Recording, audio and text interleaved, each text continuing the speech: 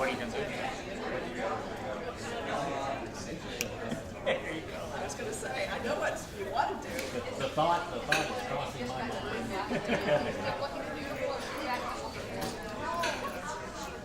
All right, everyone, we can go ahead and at least get started with our announcements. We are going to have abbreviated announcements tonight so we can have longer for our main program.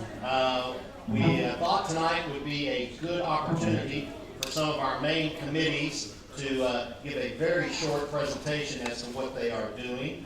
I see Mr. Griggs with Turn Texas Green is setting up his stuff over there.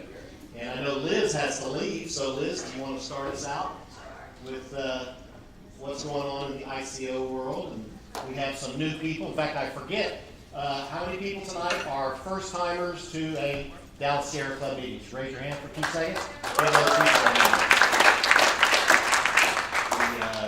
New people are our lifeblood and new volunteers, and if you like what you see here, we are a very close-knit family, and we always like new people. But Liz, we're going to let you start out to...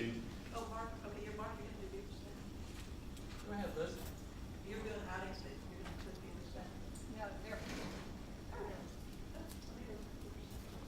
There we go. And Hold on, again, everyone. here, On Liz, the hold mic, on. please. Mike. You're going to have to have a mic, Liz. Won't go far, so you're going to have to... We're fine. I don't know what I'm between up here that's going to creep me and crawly. I'm just going to stand still in the middle if that's okay. But welcome, everyone. I will have a warning to you. What we're starting out with is ICO, which stands for Inspiring Connections Outdoors. It's our outreach program, which for me and for some of you in the room, we kind of think of as the heart of Sierra Club, just because it's those with a heart for the outdoors and a heart of sharing that love of the outdoors and with kids. What we do is partner with local agencies, local schools, maybe some rec centers, areas of town, or just kids basically that without us would not have the opportunity to get outdoors. So we take the kids. We do everything from short little day hikes to camping overnight. We get the kids involved. We have our own gear. We had a tasting contest. I can't remember what it was. It was like a bug. Oh, I know. I took gummy worms that looked like bugs, and they didn't know they weren't real. The little larva things. So we had a fun thing. Anyway, so it's just a really wonderful, rewarding experience. It doesn't take a lot of time. We do them basically in the fall and in the spring, so we're getting all geared up now that the hot weather is somewhat behind us. And it's the idea of giving these kids this opportunity to get off the cement and get into nature. So if you have a love of the outdoors, we would love to have you join us. You can't bring your own kids. We just work with the kids with whom we partner. We take about 10 or 12, 14 kids on each outing. Sometimes it's their van, sometimes we rent a 15-passenger van. So you're there to help with gear, with food, with just kind of being a companion on trail. You do not have to have an expertise in kids or in plants or anything like that. All you have to do is kind of want to share your experience and your love outdoors. So you can see we take them state parks. This is down at the Trinity River Audubon Center. We provide, you can see the gear there, the backpacks and the water bottles. So we teach them how to do it safely, how to have fun on a trail and things to look for. Let me tell you what, let me have a raise of hands of anybody in the room that's ever been involved with ICO.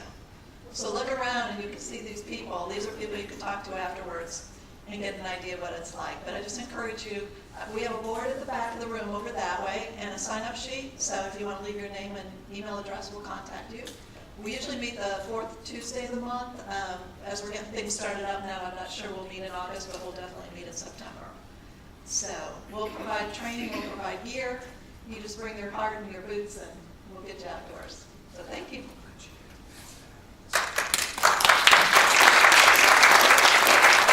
This program in Dallas has been around for over 30 years. It's a program that was started in San Francisco, but we're one of several programs around the United States. This is not just a Dallas thing, it's a national.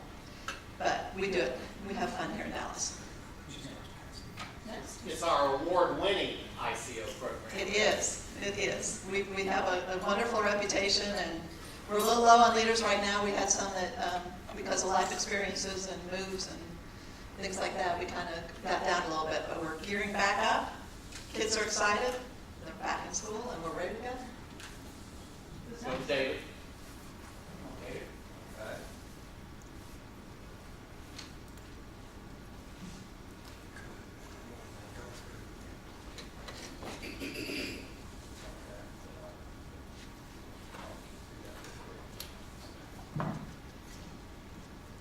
Okay, where's the mic?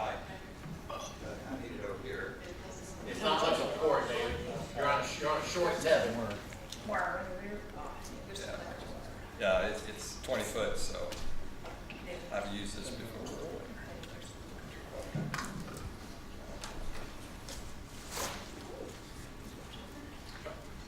Try not to let the animals out. Well, I use this mic all the time, and I know it goes further than that. Well, good evening, everyone. My name is David Cruz. I didn't know about the mics. I actually teach here at Brookhaven College. But I'm here tonight as the chair of the political committee, both of the chapter, which is the whole state, as well as the local group. We have a local political committee that's involved in local races for city council, county commission, and so forth. But we have a state political committee that's involved in our statewide races for state legislature and for statewide races. This is our website. We have a featured race. It's really not of importance to you at this point because it's Senate District 19. But it's a special election, and that's the reason we have it up on the website, because it's going to be on sometime in September down in the San Antonio area. But what I'd like to do is to help you sort of maneuver through our turntexasgreen.org website, because there's a lot of really good information there, particularly our endorsements. I'm going to put hopefully it will go there, for 2018. And this is how you find out who has been endorsed in your area. So as soon as it loads. Slow connection. Okay. All right. Well, it finally went there. Okay. So let's take a look. Most of you live in this area, so you hopefully will know what district you're in.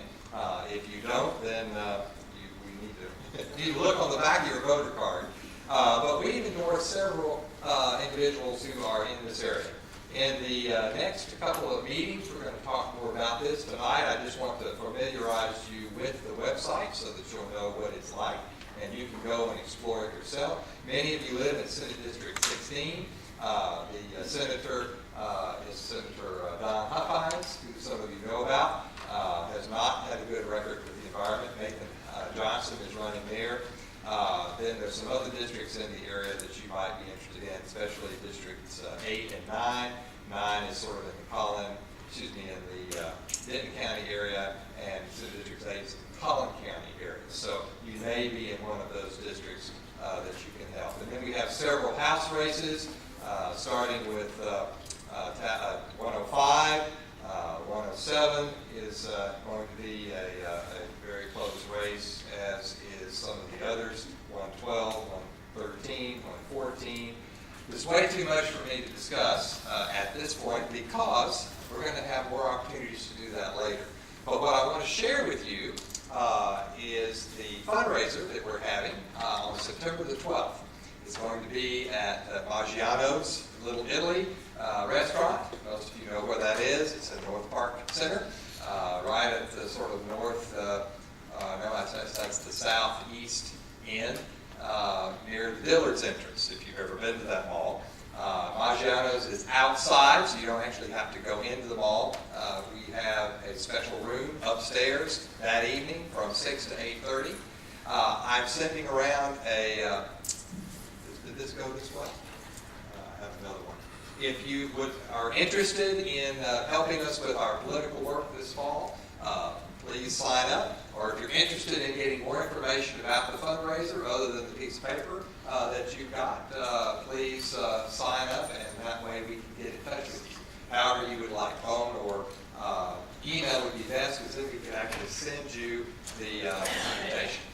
So our political committee is very active this year. We have some very important races. The reason that we are working so hard is because the next legislative session is going to be really key.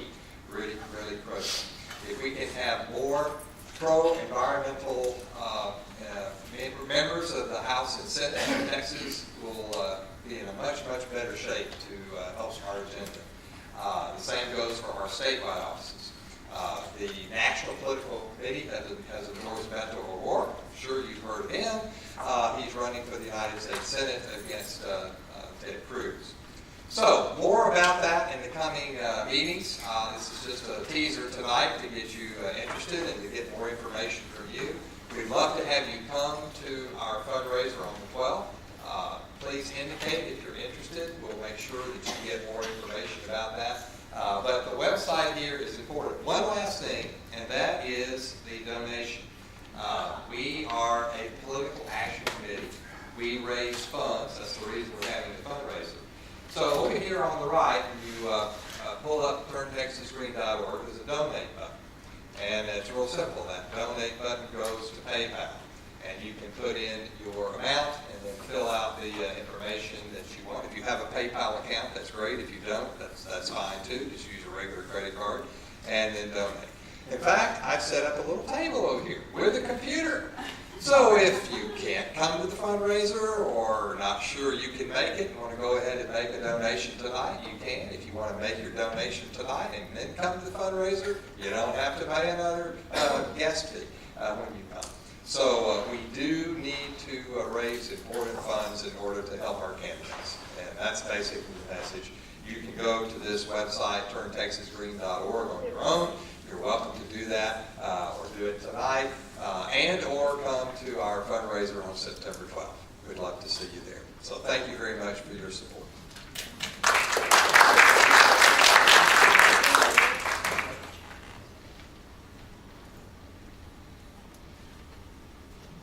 Thank you, David. And for those, again, for the new people, the Dallas Sierra Club, we're an all-volunteer organization. Many people in this room have dedicated decades to the Sierra Club and to the cause of clean water and clean air and a sustainable way of life. So we really appreciate their efforts. And again, if any of you new folks would like to join us, this is the place to be. One of our most popular and also award-winning parts of our club is the Outings Group. And our Outings Committee is chaired by Mark Stein. Mark will tell us what the next fun thing is going to be on the agenda.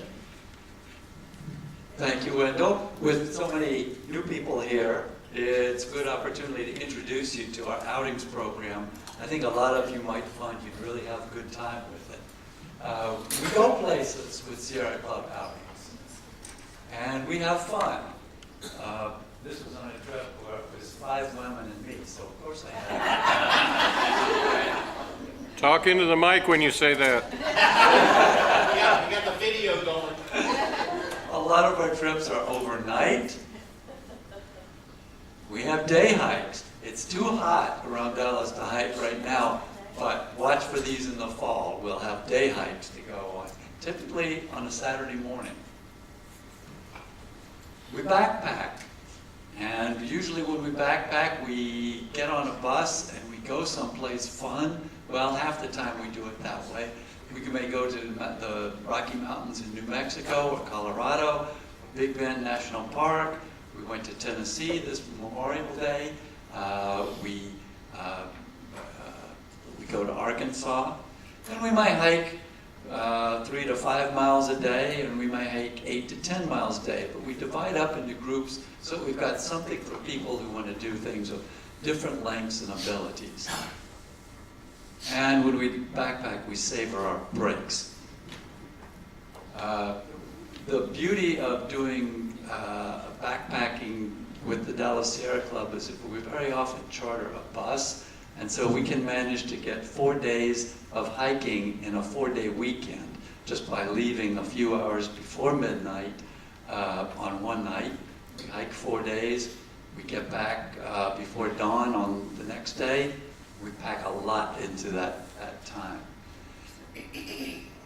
We teach classes in how to do outings. We have a Backpacking 101 class coming up on Saturday, September 15, and a Wilderness Navigation class coming up on a Wednesday and Thursday night, September 26th and 27th. Information about those is available online.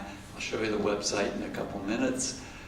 I've got some pictures here from trips that we do, but before we go into these longer distance ones, let me tell you about a very proximate trip coming up, October 19, 20, 21, and that's a Friday, Saturday, and Sunday night. Yeah, Friday, Saturday, Sunday night. We're going to Beavers Bend State Park, Broken Bow, Oklahoma. This is a neat one because it's what we call car camping. You drive out, you get your stuff out of the car, and you can put up your tent right there on a beautiful field, or you can stay in rustic cabins, same price, whichever one you do.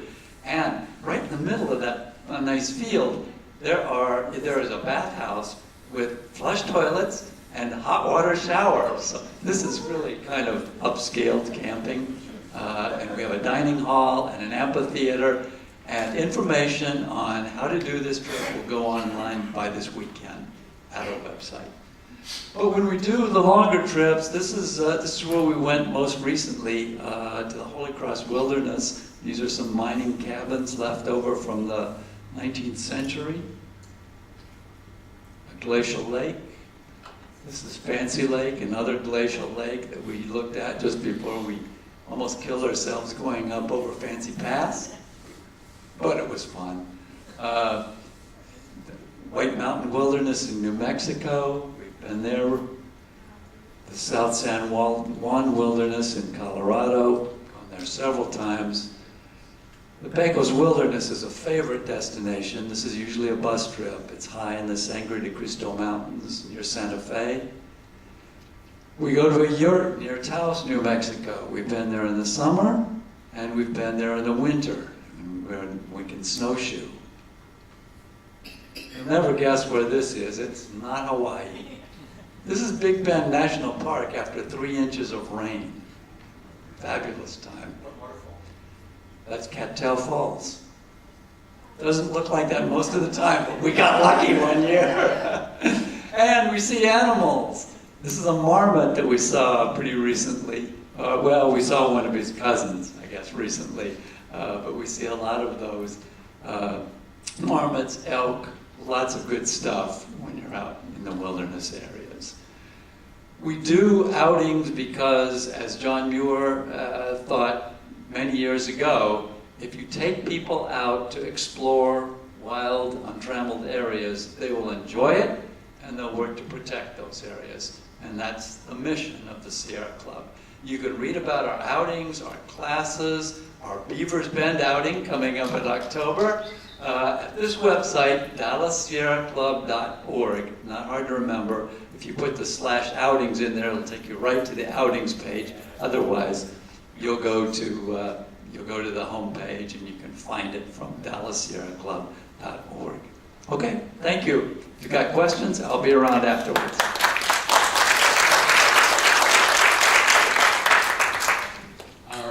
Final committee presenter is one of our most important committees, and that is the Conservation Committee. Sierra Club does a lot of fun stuff, but we also do some serious stuff. And we have Chris Gouldy, one of our co-chairs of the Conservation Committee, to tell everybody a little bit about what's going on there. Okay, thank you. You've seen all those lovely pictures. Aren't they wonderful that everybody else had? And I'm not going to show you any pretty pictures, but remember those beautiful pictures, because our motto in the club is explore, enjoy, and protect the planet. And conservation is protecting the planet part. And so conservation is the one that asks you to do things. All you volunteers. And I have a list of things that I'm going to ask you to do. And this list is also, everything that I mentioned is on the calendar page on our DallasSierraClub.org website. Tomorrow, urgently, there is a National Sierra Club webinar on how to lobby in defense of public lands. And this ought to be great, but Dick and I, the conservation co-chairs, are not able to take part in it tomorrow. And so we're looking for other volunteers who will do that. And if you can, please let us know. I'm going to pass around, I also have two clipboards. I'm going to pass around clipboards, and there's a place to check off if you think that you can take part in that webinar tomorrow. Also, there's a place to sign up for conservation emails if you're not already on that list, and places to check off if you can volunteer for some of the other things that I have noted that are coming up. One is August 16th through 30th in Dallas. There will be city hall meetings all over the city about the city budget. And what we want to do is have people go to those meetings and politely ask, what is the city doing about climate change? What is the plan? Because our city is doing lots of good things with regard to climate change, but they're just sort of vague and all over the place, and we want them to have a plan that will let us measure the results and let us see what the goals are and how we're reaching those goals. Then on this Saturday, our volunteering in Sand Branch has been canceled because the Sand Branch people are a little disorganized this month. But you can volunteer for trail maintenance in Cedar Ridge Preserve, and that amounts to a day hike, a lovely day hike with picking up litter. It's a very nice thing to do. How do I get the next one? All right. Here is another opportunity to take part in something from the comfort of your own home. There's a conference call on August 22nd. Waste control specialists, if you've been coming for a while, you've heard of them. They want to get the National Regulatory Commission to give them permission to put high-level nuclear waste in West Texas and New Mexico, transported through our area, by the way.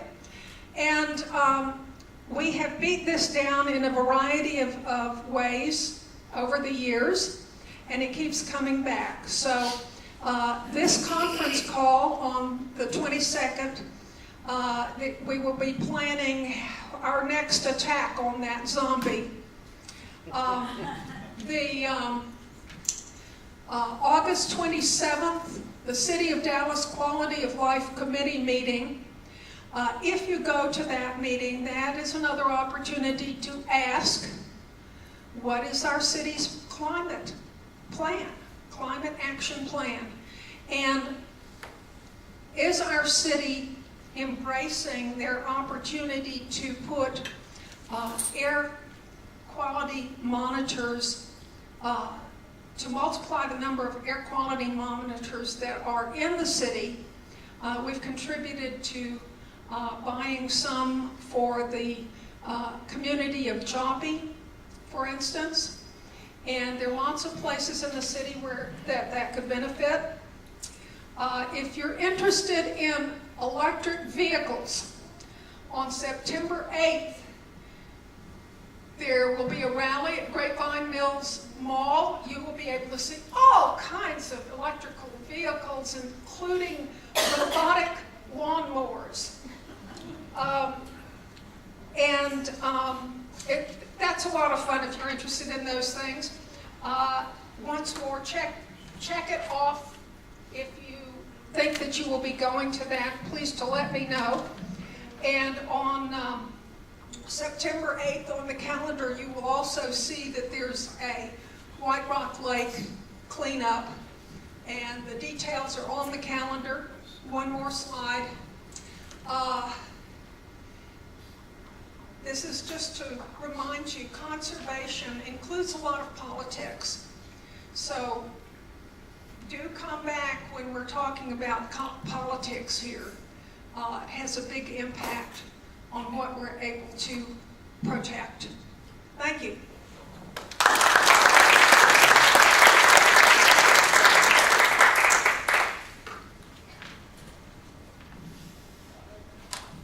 Okay, our final short speaker before we get to our main program is Kirk Miller, our incredible, fantastic program chair.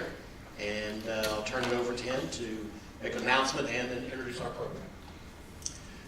We are looking for a couple of people to help set up our monthly meetings, second Tuesday of every month.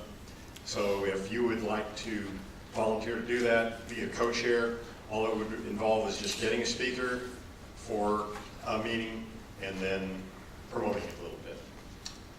This is an opportunity for you to get to schedule speakers who you think would be talking on topics that you think would be good. So if you want to be a co-chair, let me know. We wouldn't just throw you in by yourself. It will be a transition period for several months where you learn the ropes, and then you and your co-chair would be off on your own. So if you're interested, let me know. Kirk Miller at DallasSierraClub.org, or look on the website. It's got my email address and my phone number. So without further ado, we will turn it over to Eric Brittingham with Wildlife on the Move, and he's going to show us some really cool critters tonight. Thank you, Captain Kirk. All right. Good evening, Dallas Sierra Club. 3 people are awake. Let's try it again. Good evening, Dallas Sierra Club. All right. You have to know I'm a high energy, high active guy, so this is a crowd participation kind of show. So we're so excited to be with you tonight. I will reintroduce myself to you. My name is Eric Brittingham. You don't have to remember my whole name. You can simply call me Mr. B. What's my name? Mr. B. That's right. Mr. B is my name, and dancing is not my game. Actually, animals are my game. You all like animals? I hope so. You're the conservation crew and definitely the Sierra Club. So, we are Wildlife on the Move, and I promise you today we're going to go around the world on the move through the eyes of some amazing animals. We're going to actually talk about amazing adaptations today, and I definitely want you to tune in to what we're doing, because we're doing a lot for conservation, education, getting people over their fears, helping people learn more about nature. And another thing I'll tell you a little bit about later is the camp we're affiliated with, where we house our animals. That might be great for you all to get involved with, because there's lots of projects I can see that you guys could do, and there's camping facilities there too. So something we can talk about. So please feel free to jot down or take a picture of our website, wildlifeonthemove.com. We need lots of followers on our Facebook page at Wildlife on the Move. So, without further ado, let's talk about adaptations. The reason I want to bring this up is, whenever I talk about animals, people start to shake, they get nervous, they start to sweat, because we only fear what we don't understand, right? Right. So the more we understand, the less we fear. So I've got some kids in the room, and I'm glad for that. I've got big kids too. So how many of you like to read or have somebody read to you? All right, good, awesome. So here's the deal. I want to tell you, besides us talking about education and animals and science, we also promote literacy with our program. So everybody on your way out, if you read and you have a nice favorite book, you can pick up one of our Go Wild for Reading bookmarks over here on the table. On the back is a cool critter fun fact, tells you about the animal on the front, and these are sponsored by Staples. So everybody say, thank you, Staples. Awesome. They actually promote reading and wildlife education, so you can go visit your local Staples and tell them thank you for doing that. So, definitely wanted to show you this. By the way, kids, there are not spiders that big in the world. You don't have to worry. All right, so what I want to talk about, though, is once we understand and overcome our fears, the more animals can influence and help us in our lives, and nature too. So I love pointing out some of these pictures, some of the things that are going on in our world, and also some of the things animals contribute to. Because let me ask you all this. How many of you think that we as people have a lot of adaptations? How many? All right, a few of us do. But guess what? We really don't. All right, if you guys do this for me, wiggle these things. What are these things? Fingers, right. So fingers are probably one of our best adaptations. Not a lot of animals have those, right? So that's a really good adaptation. But most of the stuff we come up with, we invent to help us in our environment, and we go to the animal world to do so. Check out the elephant. We've come up with some robotic arms that are actually very, very dexterous and can pick up things based on the elephant's nose or their trunk. You guys ever seen Velcro before? You know, Velcro came from nature, from all these big old spine thistle type things, and a guy just invented it by looking at it under a microscope and came up with that hook and loop kind of concept, and there's Velcro. How about bullet trains? Anybody ever been on a bullet train? All right, so those are coming from the Kingfisher there. We've designed that based off of their snout, their beak, because it's aerodynamic. These things can go 200, 300 miles an hour because of that aerodynamics. Robotic bats. We got lizards that climb walls. And my favorite of all is, hey, we can coexist if we get over our fears. Check out that little baby boy scrubbing a reticulated python's head. That's pretty cool, right? You gonna do that in your bathtub tonight? No. All right, so we also have animals living amongst us. And a lot of people ask me all the time, they're like, we have coyotes in Texas and in Dallas? Yeah. We have alligators here? They live naturally? Yeah. They're all through the Trinity River. They use that as a super highway to go down to the coast. So just kind of want to point out that we have to remember that we get a lot of things from animals, and we're going to talk about that tonight. So anybody tell me, what is an adaptation? Anybody have it? You think you know? What do you think it is? I think it's something that is for an animal to use Mhm. to stay safe. Okay, so that animal uses to stay safe. You're right on the right track. It's actually anything that an animal has to help it survive in its environment, niche, ecosystem, biome, those kind of things. Everybody good with that? Make sense? So we're going to talk about a lot of those things, but did you know there's two types of adaptations? So we're going to talk about structural ones. Now, when we're talking about structural adaptations, we're talking about things like, the parts of an animal's body, such as the size of their teeth or their covering, or how they move. You see a sidewinder picture there. The snake moves that way because it's very hot sand. They don't want to touch a lot of their body on there. Camouflage is another great structural adaptation, that rough green snake there that we do have right here in Texas and in Dallas. So structural is one type of adaptation. Then we're going to move on to behavioral adaptations. This is things that animals do that are either they know about it just by instinct, or they've learned it through mirroring and mimicking mom and dad. So when we're talking about some of these behavioral things, they use them to escape and get away from predators. Love talking about the first picture there, the eastern hognose snake, also western hognose snakes. They do some really cool things. They actually play possum or play dead. They actually will flip over on their back. They'll throw stuff up. I've seen one throw up half a toad before. It's pretty exciting. And then they'll rattle around in that, make themselves look all ooey gooey, sticky and nasty. And animals come up there and go, ooh, I do not want to mess with that. And so I've even taken a stick and flipped one over. You know what he does? Flips right back over on his back. And so they just do that to get animals to leave them alone, because a lot of animals won't eat things that are dead. How about the second picture? Anybody know what that is? A rattlesnake. No, second picture on the bottom, sorry. Very good. The horned toad or horned frog, or the TCU horned lizard, right? Or horned frog. So these guys are actually one of our threatened species because they only specialize in one kind of food. They like Big Macs, right? No. What do they eat? Ants. And what have we seen is happening with ants? They're dying off because we're using all that pesticide and stuff. And so when you specialize in only one food, you're kind of not really doing a good job to adapt and overcome the things that are out there in nature. So we have to help these guys out. Fort Worth Zoo is doing awesome projects with the horned lizard, and they're actually bringing them back to a better population size, reintroducing them into the wild, finding some habitat to help them survive. But I love their behavioral adaptations. You all know that they shoot blood out of their eye?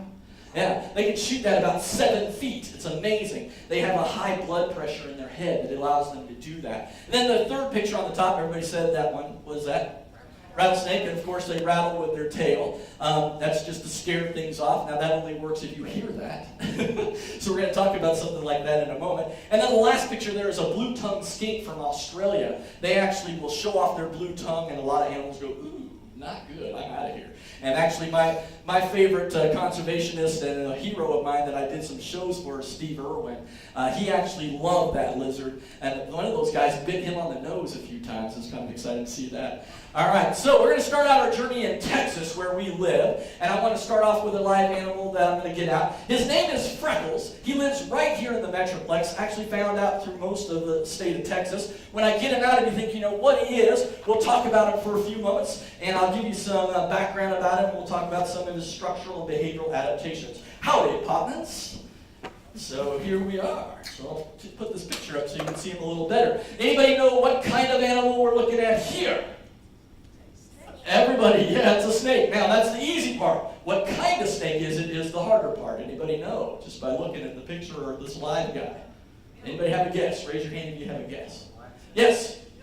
Milk snake's a good guess, but it's not a milk snake. And by the way, milk snakes do not eat cookies and drink milk. All right? It's an old wives' tale. Actually, what happened is farmers used to think that these guys would actually, milk snakes would suck on the udders of cows and drink milk at night. But what it was, they were in the barns eating all the mice that has the grain in the barn, and that's where they kind of coined that phrase. Actually, this is we'll get it, there it is, a speckled king snake. Now, if you're really paying attention, if you look at a king snake on the top of his head, he's wearing a crown on his head. You see the crown on his head? I was kidding, he's not wearing a crown on his head. Actually, I know he's called a king snake because he's looking for a queen. Is that it? No, that's not it either. I know, kids, it's because he likes to eat at Burger King, right? No, that's not it either. Actually, he's called a king snake because he likes to eat other snakes. Yeah. Now, here's what's kind of cool. I'm going to show you some pictures here. We're going to go through some pictures. These guys actually eat copperheads, coral snakes, water moccasins, rattlesnakes, rats and mice, and even non-venomous snakes. So this is one of those things I was telling you about. Since I brought up the rattlesnake picture right here, the first thing you guys told me, what does this guy behaviorally use the rattlesnake to scare away his enemies? What does he use? His rattle, right. Now, do snakes have ears? Not on the outside. Do they have them at all? They have them on the inside. So they can hear and feel vibrations, but a rattlesnake rattling with a king snake that likes to kill and eat other snakes doesn't work at all. So we're going to talk about some of these adaptations, structurally and behaviorally, that these guys use. First thing, beyond what we just talked about, why is he sticking out his tongue, everybody? Good, they smell with their tongues. Excellent structural adaptation. And if you notice, it's forked, right? So a lot of people ask me about that. Why is their tongue forked? That's just kind of weird. Well, here's the thing. They're picking up particles out of the air, right, all the time. And they bring that tongue in. They have a little pad on the bottom of their mouth. They push it up to the roof of their mouth. There's an organ up there called Jacobson's organ. It doesn't make music, by the way. It's an organ. I just want to make sure you're paying attention. Okay, good. All right, so here's the deal. They actually get all kinds of information that way. And so here's the thing that I want to tell you. If there's a mouse over there and there's nothing over there, which way is he going? That way. So that's what they have that forked tongue for. It's able to pick up all that particle and scent from different sides of the area that they're in. So pretty cool trick. Now, next question. Since this guy is, well, by the way, I have to ask, are king snakes venomous or non-venomous? All right, how do you know? Good, that's the first rule. I always ask, what are these wiggly things? Yeah, fingers. If Mr. B's holding it, it's non-venomous. Keep that in mind. All right, so here's the thing. This guy's non-venomous, so how does he catch his food? Anybody have a guess? Anybody want to raise your hand and tell me that? How does he catch his food? Anybody know? You can step out there. What do you think? He wraps his prey. Oh, so you think he's a rodeo cowboy. He's like, woo, woo, woo, and he lassos him, right? No. No, that's going to come second. Here's the thing. Everybody smile at me. What are these things? Teeth. Good. Do snakes have teeth? Yeah, this guy has up to 60 teeth. Now, they're all angled backwards like fish hooks. How many teeth do we have in our big head, everybody? 32. Good. So this guy has more teeth than us. They're very, very sharp. He actually catches it first. He's got to hold on to it. Now, since he's non-venomous, how does he kill it? He wraps. Good. He wraps around it and everybody say, squeeze! So here's the thing. A lot of people used to think that these guys suffocate their prey or choke their prey. That is not true at all. What they do is they actually stop the heart from beating.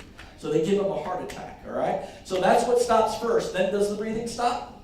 Yeah, so he caught it, he killed it. So it's catch, then squeeze. Now, next thing, another structural adaptation. He's got a big old rattlesnake sticking out of his face. How is he going to eat something 2 to 3 times the size of his head? By the way, he doesn't have good manners. He does not cut his food up in small bites and eat it in small pieces. He's actually like me with pizza. You just inhales it, okay? So how does this guy eat something 2 to 3 times the size of his head?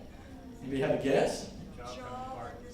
Okay, that's what a lot of people think, and I'm glad I came to talk to you tonight. That is not true at all, okay? Their jaw is hinged, all right? But the thing about it is they have stretchy skin and loosely fit bones. Their structural adaptation has a bone called the quadrate bone.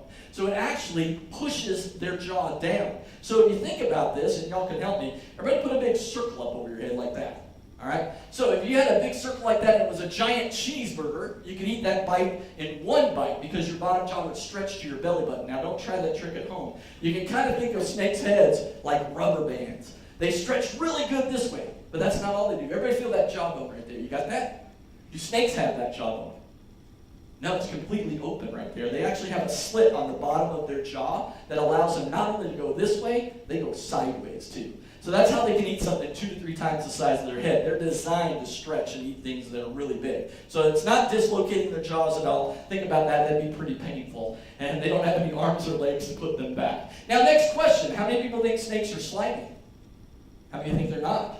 All right, so we got a pretty good contingent here that knows what they're talking about, but I usually tell everybody we kind of formed a hypothesis there. Some say yes, that it's slimy, some say no. So we have to reach a conclusion. So I need a volunteer. I need a girl that would like to touch this. Yes, come on down. Awesome. Now, by the way, as long as you guys are behaving yourselves, so you're doing pretty good so far. I'm going to let everybody touch something on the way out, but we're going to let some volunteers come right over here. All right, so what's your name? Maya, have you ever touched a snake before? Yes. All right, you're a herpetologist in the making. Nice. 2 fingers like this. All right, now, go ahead and touch right there. Is it slimy or smooth and dry? Smooth and dry. Very good. So, Maya, 2 hands flat. I'm going to give you this part. Good. Now, hold that up. Now, does it feel like a big floppy worm, or is it pretty strong? Pretty strong. Now, everybody out there, feel your neck back here. Do you have a backbone, or did I scare it out of you? Nobody's a public goo yet. Okay. Now, how many people think snakes have a backbone? How many people think they do not? All right, so 2 schools of thought again. Hypothesis, need a conclusion. Maya, push really hard with your thumb. What do you feel? Yeah. So snakes do have a backbone. Vertebrate, vertebrate, vertebrate. Y'all vertebrates? Yes, good. All right, so very cool. Now, Maya, give them 2 thumbs up like this. All right, you need a snarf and a hat. Nice. Give her a hand, everybody. She did awesome. Nice job, man. All right, so spin this way for me. Awesome. That's the snake shuffle. Nice job. Magic soap right here for you. Grab some of that. All right, and here is your badge of courage. Thank you for playing. All right, cool. So very nice that you all worked with us on this. Now let's talk about some behavioral adaptations that they use in concert with structural adaptations. So when this snake gets scared or frightened, he can actually do something really cool. Ever go?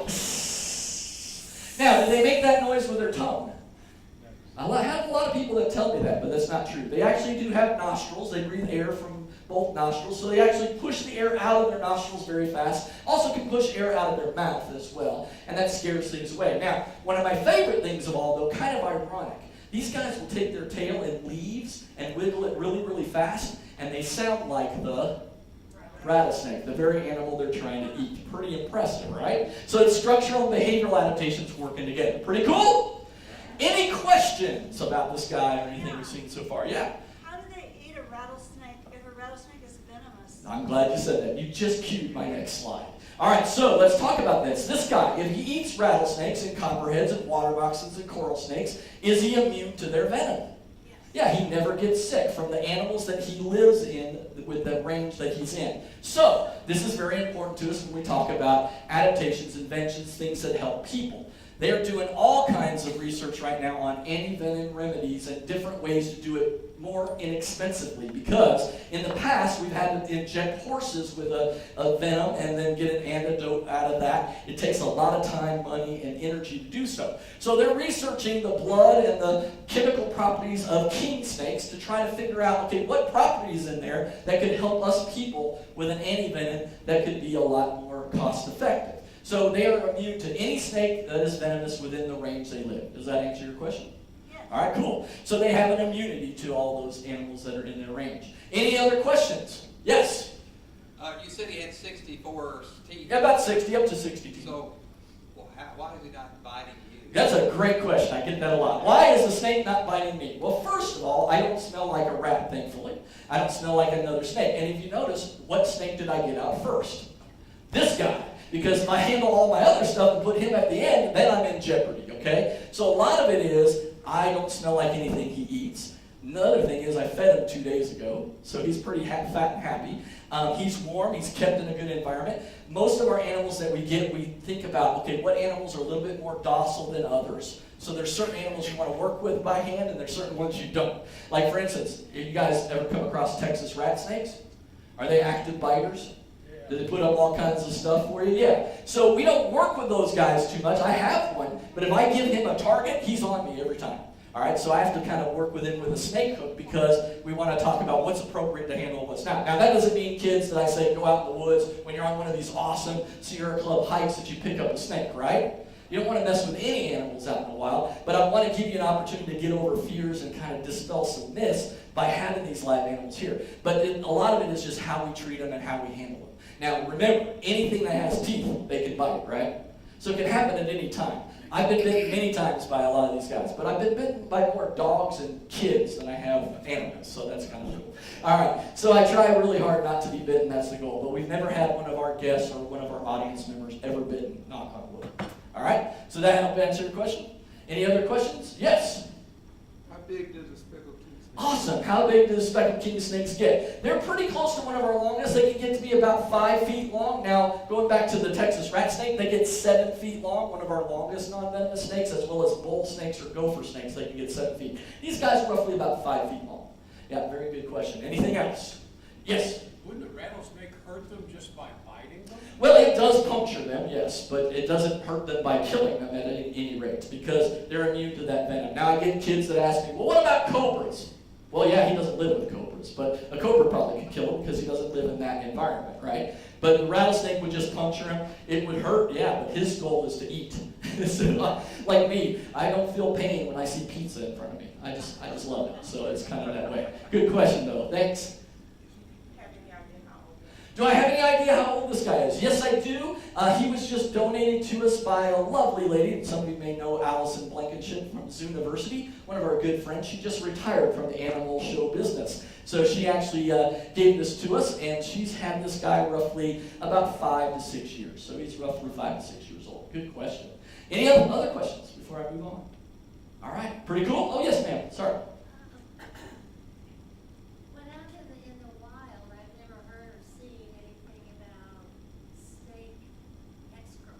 Okay.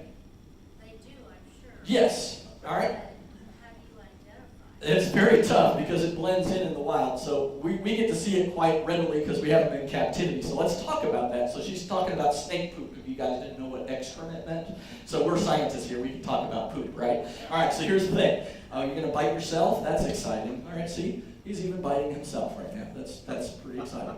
He's a little confused. I don't know what's going on there. All right. Yeah, he didn't like that poop question, I guess. All right. So here's what happens. These guys, do you know that they don't have liquid urine?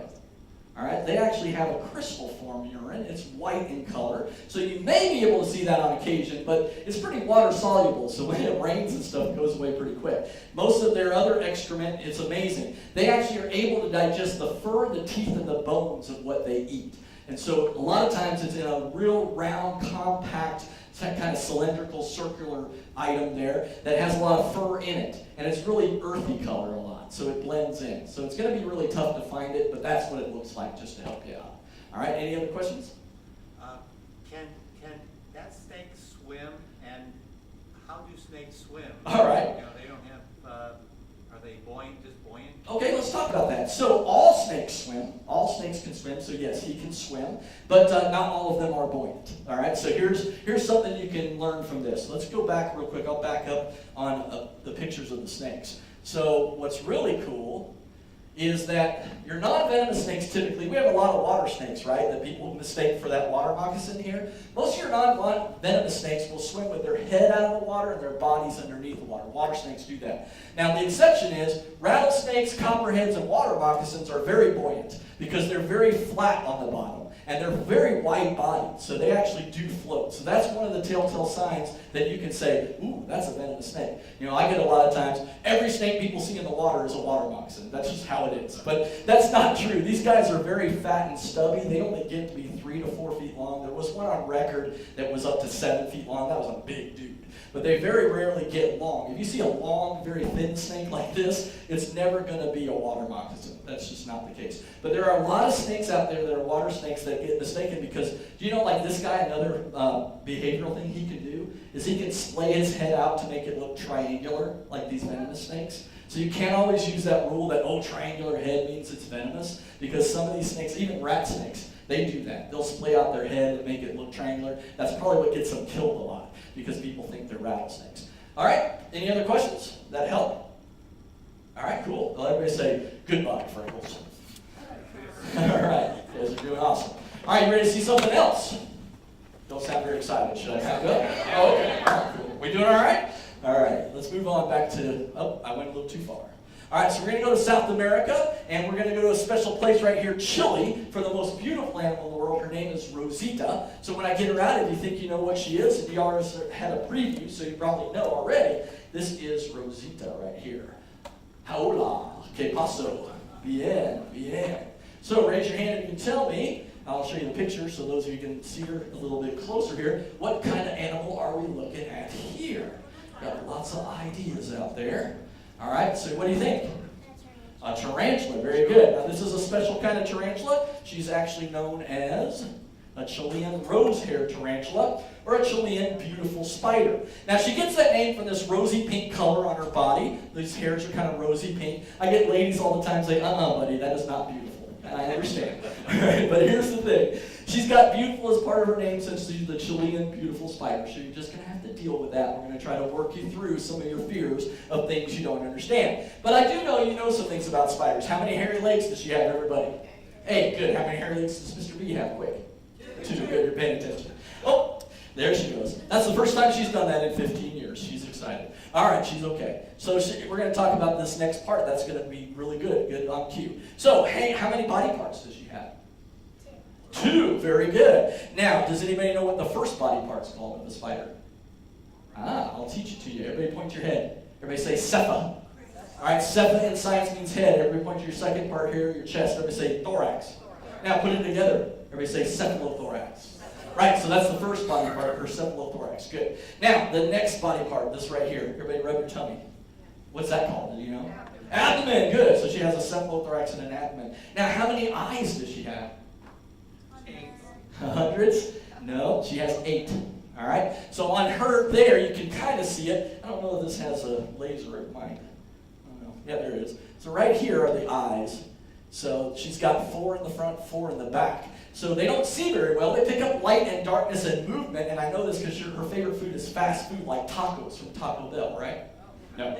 She likes grasshoppers, crickets, spiders, and scorpions. Those are her favorite food items. Now, let's talk about some more structural adaptations. One thing you need to know about her is she actually has fangs that are this long. Now, if you have fangs, you also have what, everyone? Venom. Good. So here's the deal. I changed the rules. I told you Mr. B's not going to hold a venomous animal in his hands, right? I'm holding a venomous animal in my hands now. Because all spiders are venomous, even tarantulas. Now, are tarantulas deadly to people? No, they're just deadly to those crickets, grasshoppers, spiders, and scorpions. Now, we do have a Texas brown tarantula that lives right here in our neck of the woods. Venomous, not deadly, but active biters just like the Texas rat snake. I don't know what it is about our Texas animals. They just like to show off and be kind of defensive, but that's just how it is. So, we're going to talk about a few other things here. So with those fangs, she uses those to get her food. So here's what I want to talk to you about. You guys like disgusting stories? All right, cool. So here's what's going to happen. You need to know that she's actually got some other cool adaptations. She's got these hairs all over her body right here. Now, these hairs are very sensitive to touch. So if a cricket touches her, she's like ready to just like jump on top of it and eat it. Now, if I touch her, she just moves away. But that's kind of an amazing thing. If you think about her brain, you think it's super big or super small? Super small. So instinctively, she can tell the difference between my touch and a cricket's touch or a scorpion's touch or a spider's touch or anything like that, grasshopper touch. That's kind of an amazing adaptation and feature that she has. Now, here, let's talk about this. So like I said, when that cricket touches her, she's going to jump on top of the cricket. She's going to raise her body up. She's going to unfold her fangs and stick them out like needles. Now, has anybody here ever had a shot from a hospital or a doctor? Feel too good going in? I always get one, so they said yes. They just like pain. It's weird. Okay, so here's the deal. She takes those fangs and she uses them like straws, and she actually, first of all, injects the venom into the insides of the cricket, sticks that venom in there, turns the insides of the cricket to icky goo. Now, since we talked about that disgusting thing, can we talk about something delicious? All right, so how many like chocolate, vanilla, or strawberry milkshakes? I love those. All right, so what tool did we invent to drink one of those, everybody? Straw. Where did we get it from? Tarantulas, because guess what? She uses her fangs like straws and she slurps up that cricket shake. Sound pretty good? No, I don't think we have to worry about Sonic or Dairy Queen or Brahms serving cricket shakes this fall. It's not on their menu. Now, they have a lot of weird shakes on their menu, but crickets are not one of them. All right, cool. You kind of saw her not really do a good job of staying on me earlier, but this is what they do. They are actually able to hang on and hang upside down and climb and crawl because guess what other structural adaptation she has? She has claws on the ends of her feet. So that allows her to do that. You've all only thought Spider-Man could do that, right? But Spider-Man got that from the spiders because they actually have those claws. Now, let's talk about another cool structural and behavioral adaptation. Have y'all heard of coyotes before? All right, you know that coyotes like to eat these for lunch sometimes. So they'll come up here, they'll start smelling her. Now, remember, those hairs are sensitive to touch, but they're also sensitive to air movement. So when that coyote is smelling her, she gets kind of agitated and scared. She goes, ah, like that. You got to stay with me. You never know what can happen. All right, I told you. Yeah, it's always something. So they bite them on the nose, right? Is that what she does? No, here's what she does. This is really cool. She takes her structural adaptation, her feet with those claws, and her abdomen right here covered in these hairs, and behaviorally, she kicks these hairs off her abdomen. Now those hairs are like microscopic needles. They get on the coyote's nose and in his eye, and so he's scratching like this. What's the tarantula doing, everybody? You might think she's running, but those hairs work so good, she's walking. She's like, later, dude, I'm out of here. She just walks away. Now she stops. He stops scratching, he sees her over there, he runs, he chases her down, jumps on top of her, and then rips her leg off, right? Yeah, he does. It's kind of silly. You see a coyote with a little leg kicking out of his mouth? What's the tarantula doing again? Walking away with how many legs? Good. You guys haven't forgotten your math. Good job. All right, so she has 7 legs. Does she ever grow those legs back? Does she ever grow those hairs back? Yeah, does she ever get bigger? Yeah, she does it in a cool way. Check this out. She sheds her skin. So this is not a dead tarantula in the box. This is her skin she shed in Irving, Texas 3 weeks ago at one of my library shows. So they shed their skin. Kind of reminds me of our foot. Does our foot grow, everyone? Yeah, so we get new shoes, she gets new skin. Pretty cool. All right, do I have a volunteer who'd like to hold this thing? I would. Awesome, come on up. Come right over here. Yeah, all right. So come right next to me. And your name is? Julie. All right, 2 hands flat, Julie. She's just going to tickle. Don't drop her. I don't want her to fall this high, but she was okay over there. All right, because she has an exoskeleton protecting her, right? What is Julie's skeleton called? Nice, yeah, endoskeleton, good. She's very still. You've got warm hands, right? So does it tickle a little bit? Just so still, you can't really tell. Okay, good. All right, so we know endoskeleton, exoskeleton, very good. So Julie has a backbone, right? What do we call an animal without a backbone? Invertebrate, good. So this is an invertebrate. All right, everybody give Julie a hand. Don't you clap, Julie. Yeah, you're not good. Okay. Cool. Isn't she fuzzy? Now, Julie, give them 2 thumbs up. You need a living hair bow. Oh, yeah, you're awesome. All right, give her a hand, everybody. Nice, awesome. It's going to be a new hairdo, Julie. It's called the tarantula. It looks beautiful. Right here, Julie. Let's get you some magic soap. Here you go. Yep. So nothing bites me later. Oh, that's right. Yeah. Absolutely. Here's your badge of courage. Thanks so much. Awesome. Any questions about tarantulas or spiders? Yes? In a book I learned about tarantulas, and it said that tarantulas in the United States are not poisonous. Oh, that's incorrect, because they are venomous. And I love that kind of contradiction when we talk about poison and venom. Let's talk about that for a second. You guys, as conservationists and naturalists and stuff, probably know this, but I like telling people there is a difference between venom and poison, right? So venom has to be injected and that kind of thing, whereas poisonous, you have to lick it or stick it, all right? So the tarantula is not really poisonous, although they have those hairs that irritate. Now, here's something. Let's see if she produces this tonight. I don't know. Yeah, she did. A little bit. You see it? Y'all seeing it? What is she spinning? Silk. Now, did she make a web? No. Does she ever make a web? No, tarantulas don't make webs because they're too heavy-bodied to sit in a web. And we already just talked about how she catches her food. She pounces on it. But some spiders do spin webs, and that's what I want to talk about for adaptations with these guys. So, scientists and researchers have been doing all kinds of studies with spider silk because, you know, it's one of nature's strongest materials that we know. It's 5 times stronger than steel by weight. Now, it's very light, but if you think about that, that's pretty amazing. Now, the silk in a web, just so you know, is sticky in some places and not sticky in others. That's so the spider can traverse it and move back and forth around it so they can get to their prey. So what's really cool is scientists have come up with some really cool medical products that they're using that's a flexible tape for burn patients that doesn't pull skin off, and it's all based upon sticky and non-sticky spider silk. So again, taking some cues from nature, some of those really amazing adaptations these animals have to help us. Another thing, we've had a lot of things happen to our world, right, with natural disasters and terrorism and things of that nature that are horrible. So they've developed spiders that are robotic, because these guys can get into all kinds of cracks and crevices, amazing places that you would never even think they could. And so they've come up with these rescue robots that are based on the shape and movement of spiders, that they can go into these disaster areas and find people that have been stranded and injured and all of that. So it's too dangerous for us to go into, but we can put these kind of items in there and we can definitely find who we need to rescue them. Pretty cool. All right, any other questions before we move on? Yes? Where does it like to live? Where does it like to live? So it's in Chile, so they actually are in a forested environment. They like to be in kind of barky areas. Some of the trees are kind of a hue of pink, and so they use that to blend in. So that's where they like, kind of forested environment. Very good question. Yes? Do they burrow? Yes. Yeah, the spiders do burrow. They'll make their own, or they'll go into other animals' homes. So that's what they do. Now, talking about silk, this is another cool thing. They'll lay silk out along the burrow and the trail near their burrow, and they have a trip line that they're attached to. So when crickets and animals come by there, it triggers them, and they come out and pounce on them. So burrows are really good for them to sneak up on things.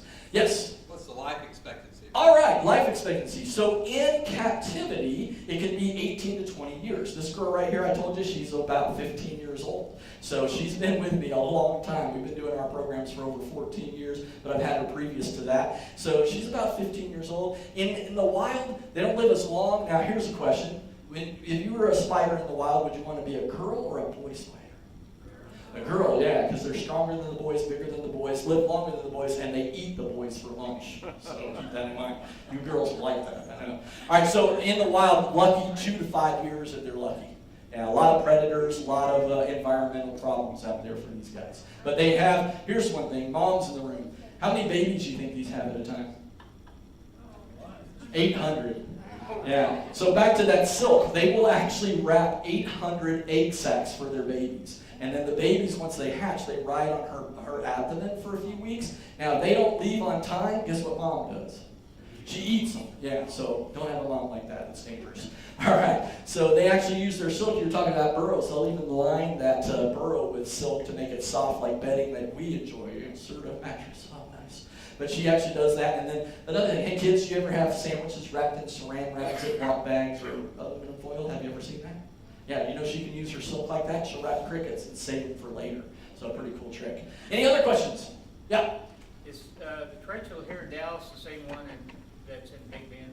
I believe so, but there could be a desert species there. But the Texas brown tarantula is pretty prolific throughout the state. So very rare. We have picked those up many times and we've never been bitten. Really? Okay. Well, that must be that Big Bend is just a naturally nice place. But around here, these guys are active biters, so you got to be careful with them. So that they can give you a nice wallop. But it's not deadly, so it's like a bee sting or a wasp sting. But if you're allergic to those, that's not a good thing. Everybody say, adios, Rosita. All right, cool. You guys ready to move on? Yeah. All right, cool. Let's see what else we're going to look into here. Let's go to a new place. All right, we're going to go to Madagascar, one of my favorite places to talk about off the east coast of Africa here. So we're going to actually talk about an animal. He's got a cool name. You guys, anybody here ever seen the movie The Lion King? Yeah. All right, cool. So in The Lion King, they were teaching a cool language called Swahili, right? So Simba, the star of the movie, is actually a Swahili word that means lion. So I'm going to teach you some more Swahili tonight. I know it's a little corny, but I can't get over it. This is just what I do. All right? So everybody say Jambo. Jambo. All right, you said hello in Swahili. Now, here's what I want you to do next. Everybody say Jambo Rafikis. Jambo. Did you just say hello baboons? Yeah. No. In that movie, there was a baboon named Rafiki, but she said hello friends. So now you can use that with your kiddos when you're out on trail hikes. All right, so I'm going to introduce you to a guy that's got a cool Swahili name. His name is Big Hissy Madudu. Yeah. You know what big means, you know what hissy means. You have no idea what kind of Madudu I'm talking about. So let me get this guy out. If you think you know what he is, just silently raise your hand. Now, you might hear one of his adaptations right away. There you go. And then what happened? Yeah? And Timmy got stuck in a well. What? Ta-da! Yeah, there you go. What are we looking at there? Ah, you guys know about these guys. All right, hissy bug. All right, so these are Madagascan hissing cockroaches. I'm probably going to put his friend away so I can move this remote. But yeah, so these guys are insects. So you guys know some things about insects. How many legs do these guys have? 6. Good. How many body parts do they have? 3. Good. Do they have a head? Yep. Do they have a thorax? Yep. Do they have an abdomen? Yeah, cool. What are these wiggly things coming off the head called? Antenna. Structural adaptation. They're used for picking up TV and radio stations, right? No. Can't tune them into your favorite channel, right? So what do they use them for?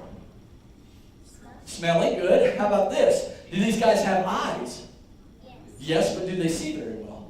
No, they have 2 eyes. They pick up light and darkness movement again. So if I told y'all, hey, I'm going to put you in a closet and turn the lights on, or lights off, I'm going to say, hey, find the door. Would y'all walk around and bump into the walls? Yeah, some of you might. But what do you want to do? You want to feel your way. So those antennae are out there as structural adaptations to feel around and find their way around town where they live there in Madagascar. Okay, so what colors do you see on this guy? Red, orange, brown, black. So they have camouflage, right? They blend in really good with the bark that they live in. This is the bark in North Texas, so it doesn't work so good. But that's what they do, all right? So these guys are amazing. They've got a lot of adaptations. Again, I get a lot of people say that's the most disgusting animal I've ever seen, right? How many people think these are disgusting animals? Well, y'all are in the Sierra Club. Y'all are so nice. You know better. All right, that's cool. But a lot of people think that. But let's talk about some amazing adaptations these guys have. So if you're a cockroach, what do you like to eat? Anything and everything. But mostly these guys are decomposers, right? So they're eating dead plants, dead animals, things full of disease and decay, right? So if you think about that, if they ate that stuff, they could die, right? So what is the structural adaptation they have that keeps them from dying? Well, here's the cool thing.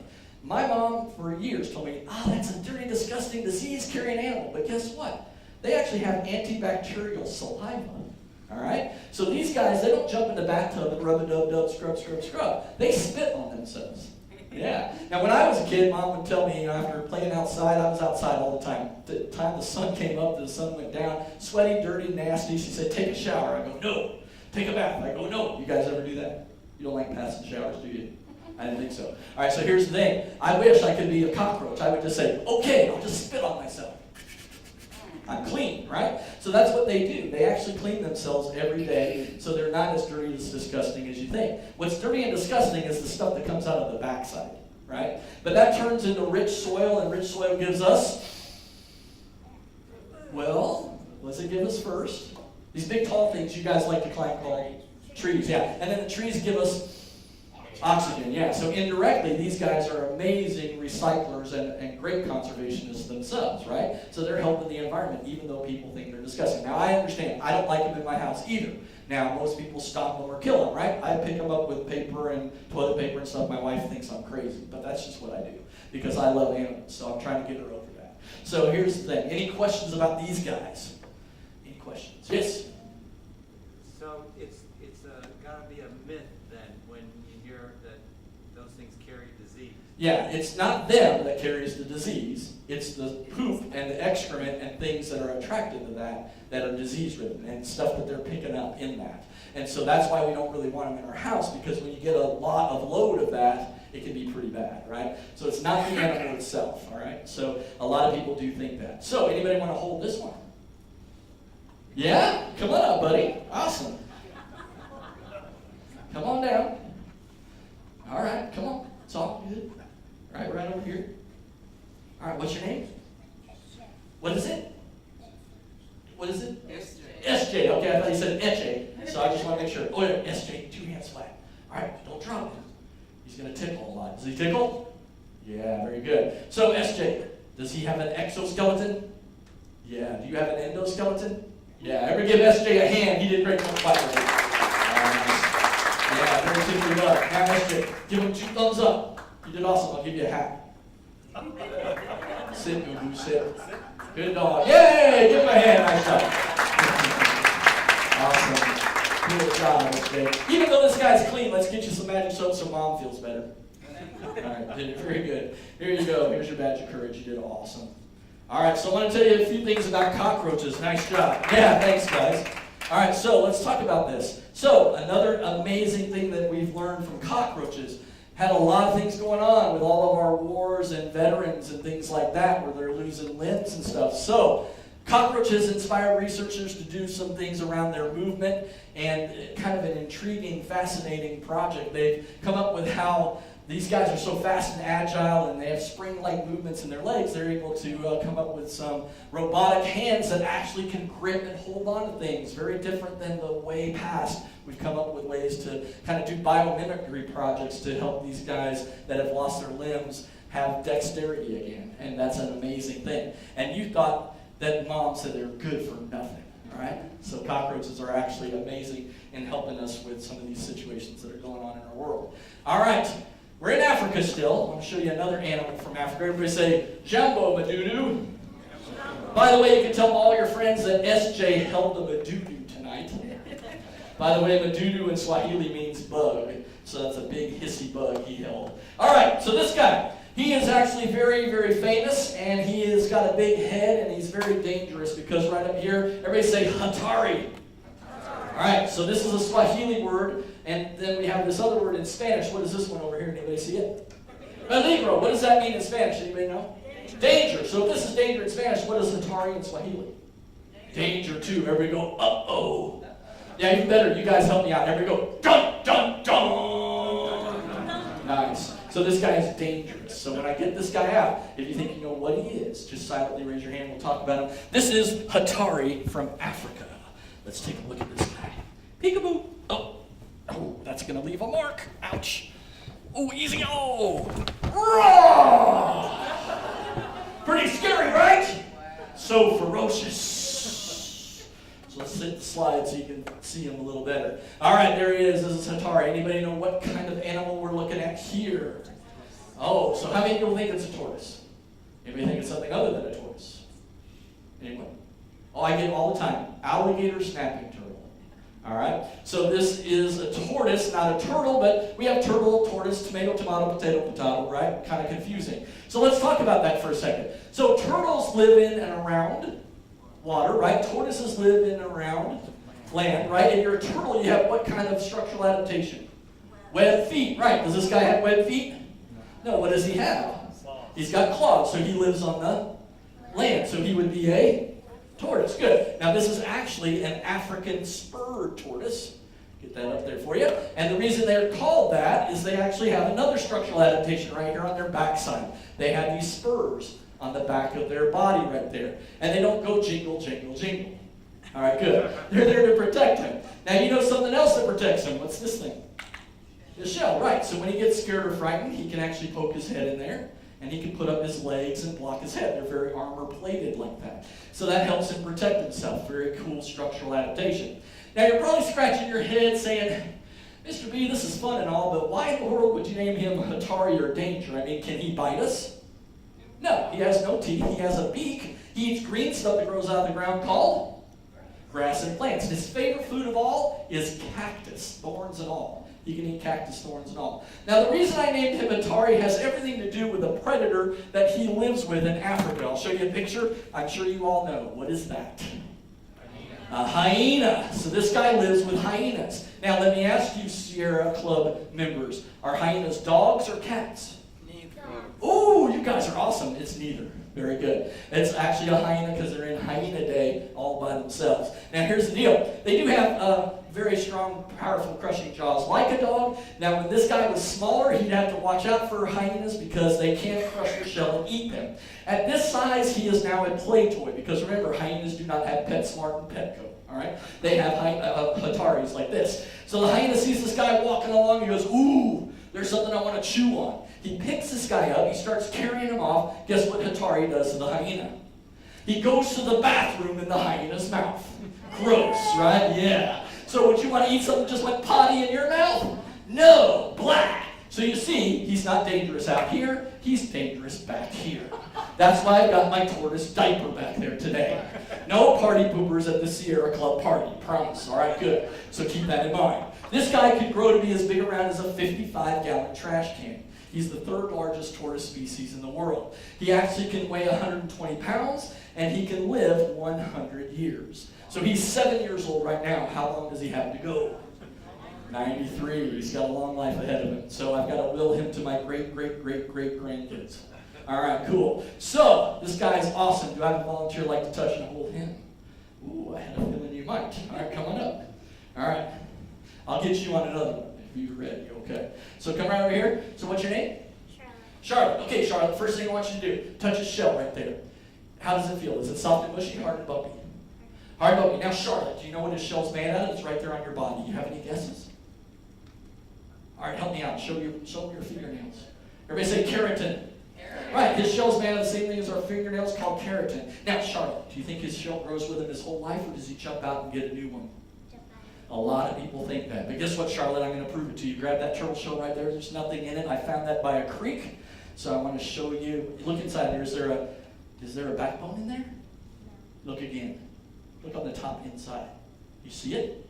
Yeah, so they're attached to their shell by a backbone. He can't jump in and get a new one. He grows his whole life with it. Okay, you can put that back. Charlotte, I got another assignment for you. Have you ever held a cheeseburger or a sandwich before? Yeah, show me with your hands how you hold a double cheeseburger. Now, you hold them upside down. Yeah, there you go. Flip it over. Good. You know how you hold a tortoise, everybody? The tame exact way. Yeah, it's a tortoise with a T. Did you get that? Okay, good. All right, so Charlotte, do you want to hold it like this? No. Let's hold it like this and shoot the audience. That'll be fine. All right, hand right here, Charlotte, like a bun. Hand right there. Hold it up. Sing the song. No, hold it up. Sing the song. Oh, salami and bologna too. Give her a hand. She did awesome. Good job, Charlotte. All right, go back over here. Let's get you some magic soap. Oh, don't trip. It's kind of a dangerous floor. Be careful there. All right, very good. And here's your badge of courage. Thank you for playing. All right. Nice job. Any questions about the tortoise? Sure. Yeah, no problem. I just didn't know if you were okay with that or. So 90 more years. Yeah, 93. To be exact. Yes, ma'am. What does he eat? What does he eat, everyone? We talked about it. Grass and plants, cactus, thorns, and all. He's an herbivore, strictly. Yeah, so he actually does just eat plant life. Actually, yeah, you can do real fast. All right, cool. All right. Extreme close-up. All right. All right. Yeah. Will he continue to grow throughout his whole life? Okay, good question. They will for a majority of it, but they do stop at a certain point. Because, like I said, these guys get to be the third largest tortoise in the world. You've heard of the Galapagos tortoise, largest. And then the Aldabra, which we have over at the Dallas Zoo, second largest. And these guys, they get to a point they do stop. They don't ever continue growing. They do stop at a certain point. All right, cool. Everybody say goodbye, Atari. All right. You guys are doing awesome. Let's keep things moving. I got a few more friends to share with you. A few more adaptation things. Now, with this guy, I just mainly wanted to focus on the fact that, you know, they have a structure like we do to kind of keep ourselves safe. Our homes are like that. But, you know, all kinds of military and police departments have kind of patterned their vests after the tortoise shell, having that armor and that protection. And again, like we said, our fingernails are the same as their shell, so pretty cool. Is he mature enough to reproduce yet? Yes, he would be at that age, between 7 and 10 years old. But I haven't found him a girlfriend, and I don't know if I want another tortoise that I have to will to somebody. That's just probably not the most responsible thing to do. Good question. Any other questions? All right, cool. So I want to go to Pakistan and India for this next guy. Now, this guy's name is Rexy. And he's a little small, so I'll put the picture up right away, but I'll get him out so you can see him. Those of you that are close in the 3D seats, he looks like this. All right, so raise your hand. You can tell me what you think you're looking at there. Got lots of thoughts over there. All right. So anybody have a guess? All right, cool. Yeah, this guy is actually done selling insurance for the day. You're on the right track. This is a leopard gecko. Yeah, so leopard gecko. So they mostly should look like that. They should have all the black and white and yellow spots. This guy, you notice he just has it on his tail. There's a lot of breeders in this country that breed these guys in different really crazy colors, and that's how we come across these guys. So I'll talk to you about that a little bit. We're a nonprofit organization as well, just like you all are, and we actually do get a lot of our animals from animal rescues, discarded pets, abuse situations. So we get all kinds of colors and varieties of animals. That's why this guy's albino. He's only got his black and brown pigment and white down here, not on his whole body. He was bred to be this color. But that doesn't help him in the wild. If he was like this, it'd be like a big billboard that says, "Eat at Joe's," right? So they definitely want to have this camouflage. Now these guys are cool. They're actually very nocturnal. You notice those big eyes there. So they come out at night and they are hunting insects, mostly crickets. So they're kind of nature's insect pest control crew. So they do a lot of help there. The cool thing about their eyes is they actually have the ability to blink. All right, so snakes cannot blink. Snakes and lizards are in the same family together, but lizards can blink, so that's why some people don't think snakes are cool, because they just stare at you all the time. It makes people kind of creeped out. They even sleep with their eyes open. But these guys blink. You know what they do? Do you ever get dirt in your eyes, kids? Yeah, that's kind of a bummer, right? You know what they do to clean that? That's right, they lick their eyeball clean. Pretty exciting. Yeah, they do that. Now, the other thing that these guys do that's similar to snakes is they do this. What's this stuff? Yeah, they shed their skin. So these guys shed their skin, but guess what they do with their skin? They eat it, yeah. They want to hide all the evidence so that no animals can find them when they're out in the wild. So that's pretty cool. Let's go on to a few things about these guys. So besides selling insurance, they got some cool things going on for them. This is actually a clawed gecko, so he doesn't have these little slits or lines that are called spatulae or lamellae. All right, but you've seen geckos around here, like our Mediterranean ones that are not native to Texas, by the way. Those came in on a lot of tropical plants over the years. But we've got them prolifically around here. They eat all kinds of insects on your porch and by lights and street lights and stuff. They do have the lamellae or the spatulae. And those are little fibers. They're kind of very, very amazing that they stick on walls and they're able to climb that way. So, we've actually already invented this stuff. You probably have seen it. There's a sticky stuff adhesive that mimics how gecko feet stick but come off. You know, like those little pole strips that we have where you can hang stuff on the wall. Came from gecko feet. So that's kind of an amazing thing to help us in our environment. They actually have made that from millions of plastic fibers to kind of hold up about a pound of weight, and it gets stronger as they use it. Kind of cool. Another thing they've come up with, I heard people talk about climbing and stuff. They're coming up with a device that you can actually climb up windows and walls by mimicking these guys' feet. So it could help, I guess, with window washers and things like that. Kind of cool. The other thing that's kind of exciting about these guys, looking at the eye, they actually have a lot of distinctive zones in their eyeball, and they're able to actually have about 350 times more sensitivity than we do in our own eye. And so they've been researching these guys for lenses and all kinds of video equipment for surveillance and stuff. Obviously, military uses, police, and fire uses for that. So that's kind of a cool adaptation that they're using and mimicking from the leopard gecko. So any questions about this little guy? Yes?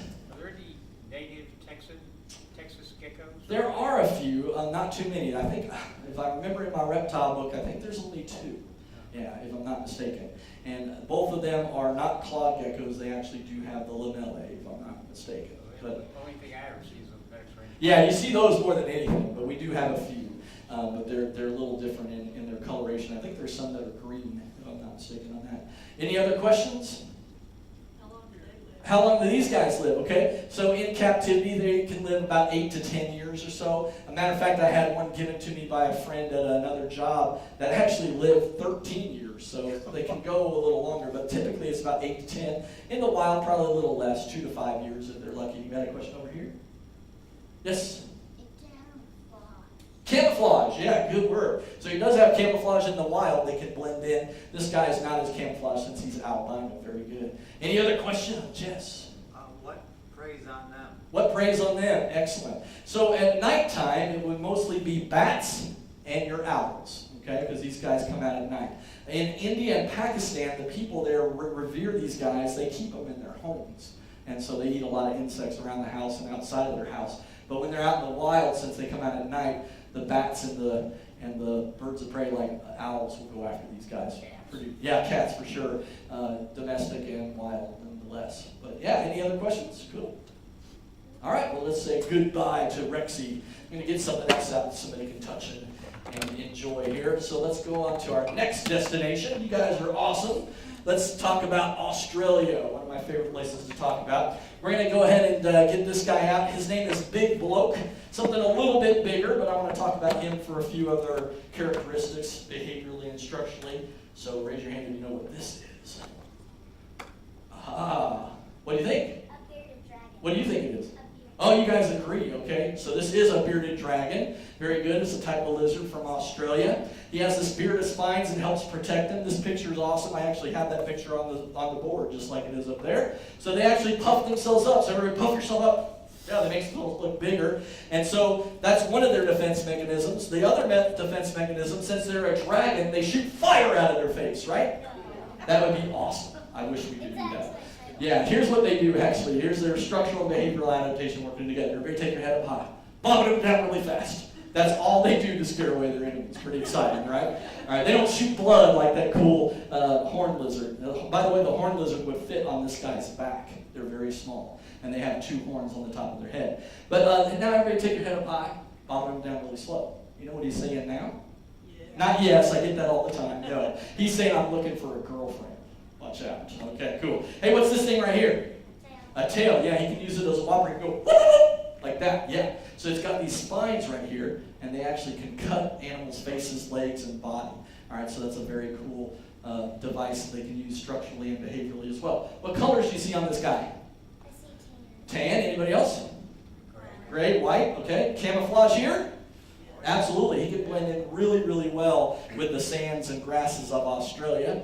And that's one of the things we're going to talk about here. Pest control, obviously. This guy, though, he doesn't just eat insects. He actually eats fruits, nuts, berries, and plants. And then he also eats mice, eggs, snakes, lizards. So what do we call an everything eater? Omnivore. Yeah, he's an awesome omnivore. So this is a really amazing testament. This guy's camouflage plus that savanna monitor lizard there from Africa. Look how we use things for camouflage to help us in the military and for hunting and things of that nature. We've taken all that from nature. We didn't come up with this stuff ourselves. We actually borrowed it from animals. So really cool that these adaptations can help us in our environment and our world as well. All right, so do I have a volunteer that wants to hold this? Oh, I thought you might. All right, come on. Come on down. All right, so what's your name? Zoe. Zoe, you can stand right here. All right, Zoe, first thing I want you to do is touch going down this way. All right, how does that feel to you? Kind of feels like A little dry, okay. Now, I think that's dry and rough. Go up. Oh, kind of pokey, isn't it, Zoe? Yeah, so this guy has spines that actually lay backwards, so if an animal comes in to bite them, they get poked in the mouth. Now, Zoe, if you dare touch those right there. Haha, fooled you. Are those soft? Yeah, they look really, really sharp, but they're very, very soft on the side. They just poke them out to make themselves look bigger. Now, Zoe, you think you can make a ledge with your hand like this, like a rock you can sit on? Turn it over? Yep. Let's let them sit right there, and then put your thumb right there to hold them in place. Hold them up so they can see. Everybody give her a hand. She did awesome. Very nice. All right, Zoe. Now, give them 2 thumbs up. You need a hat. Nice. Give her a hand. Nice job. All right, cool. Zoe, it's a new hairdo. It's called the lizard. It's beautiful. All right, come right over here. Let's give you some magic soap. Nice job. All right, here you go. Thanks for playing. Here's your badge of courage. Cool. Any questions about this guy or lizards? All right, yes? Does its tail detach? Does its tail detach? That's a nice question because he uses it for defense, but some lizards do actually have tails that come off. One of my favorite ones that I love to talk about is the glass lizard from Europe. They actually are a legless lizard. They have no legs, but they have a tail that shatters in pieces like glass, and it wiggles around all over the place, and animals attack those, and then he can get away and grow it back. But not all lizards lose their tail because this is used for balance as well as for defense. Another one that Steve Irwin loved that also bit him on the nose. I don't know what it was about animals in his nose, but they loved it. But these guys, when they run, they're actually off the ground. So that tail is a rudder as they're running to kind of balance them out. So that's pretty cool. Any other questions, Jeff? Cane toad? Cane toad, yeah. Does it eat it effectively? I don't know if they do. I never saw in any of his episodes that they ever talked about that, but that could be a very big factor for mostly their mammals and birds and things like that. Might be a little big for these guys, so they might not really mess with it. But I haven't heard that it's been a problem. It's never come up in any of our things that we read or watch. These guys? No, they're only dangerous to the food that they like. But to people, non-venomous, I mean, they're used as pets all the time because they're so laid back. I mean, he'll just sit here all day. He'll ride on my shoulder like a parrot. I mean, it's a cool animal. But out in the wild, they're not really dangerous other than biting Steve Irwin's on the nose. That's about it. Yeah, question? What part of Australia? That's a good question. So if I go back to our our picture here of Australia. I can try to show you there. So they're kind of in this kind of central area right now. It's not working now. But anyway, they're kind of in this central area, kind of where those kangaroos are, and up there where the kookaburra is, kind of where it is real deserty and scrubby. Yeah, kind of the outback, the real true outback. Yeah, any other questions? Yes? What's the difference between a legless lizard and a snake? Awesome, I'm glad you asked that. I didn't bring my legless lizard tonight because I wanted you to see this. So here's the difference. So we were talking about a few things. So lizards have, what here? Eyelids, right? So legless lizards will have eyelids. All lizards have eyelids. And then I didn't talk about these holes in the side of the head. What are the holes?